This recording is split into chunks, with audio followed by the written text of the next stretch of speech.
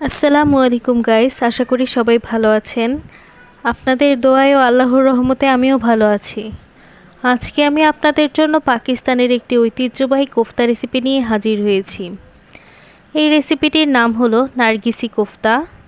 চলুন এবার রেসিপিটি দেখে আসি। প্রথমে আমাদের প্রয়োজন চিকেন কিমা ও ডিম। প্রথমে চিকেন কিমাতে আধা কাপ পেঁয়াজ কুচি দিয়ে দিব। তারপর সামান্য পেঁয়াজ বেরেস্তা দিয়ে দিব।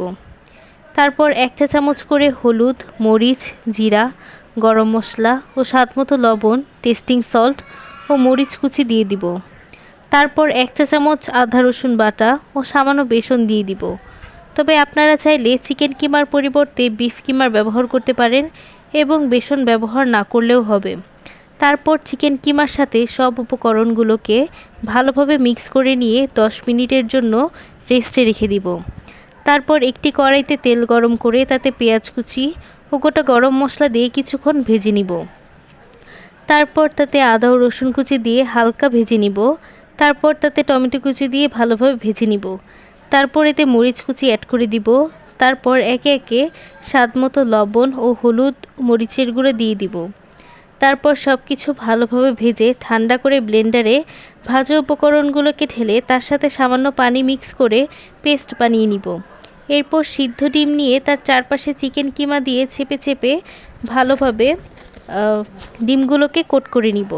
সবগুলো ডিম কোট করার পর অবশিষ্ট যে চিকেন কিমাটি ছিল তা দিয়ে আমি গোল গোল শেপ করে চিকেন বল বানিয়ে নিয়েছি। তারপর একটি কড়াইতে তেল গরম করে তাতে সেই ব্লেন্ড করে রাখা পেস্টটি ঢেলে দিব এবং ব্লেন্ডারের গায়ে যে মশলাগুলো লেগেছিল তাতে সামান্য পানি দিয়ে সেটি কড়াইতে ঢেলে দিব। এরপর অন্য একটি কড়াইতে তেল গরম করে মাঝারি আঁচে ডিম দিয়ে কোট করা কোফতা এবং চিকেন কোফতাগুলো ভালোভাবে ভেজে নিব। এরপর সেই ব্লেন্ড করা মশলাগুলোকে ভালোভাবে কষিয়ে নিব। তারপর সেই কষানো ঝোলের মাঝে কোফতাগুলোকে দিয়ে দিব এবং সার্ভ করে নিব। দেখতেই পাচ্ছেন কতটা সুন্দর ও লোভনীয় লাগছে। এটা খেতেও অসম্ভব মজা। আপনারা অবশ্যই বাড়িতে ট্রাই করে দেখবেন এবং আমাকে জানাবেন আপনাদের কেমন লেগেছে। লাইক ও শেয়ার করতে ভুলবেন না। ধন্যবাদ সবাইকে।